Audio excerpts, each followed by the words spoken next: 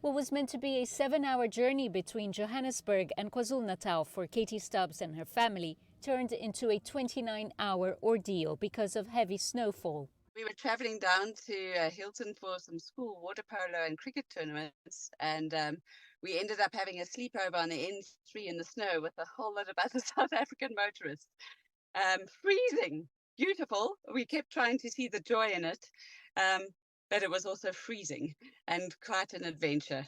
Emergency teams were swiftly mobilized, but help only arrived on Saturday afternoon. It was very difficult, firstly because of the poor visibility. Even the helicopters could not be used and the tow trucks could not be used to access the vehicles. But added to that now is the mist, which is there.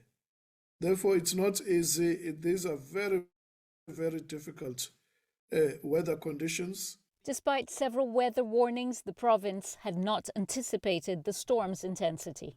We have to become more agile as a country.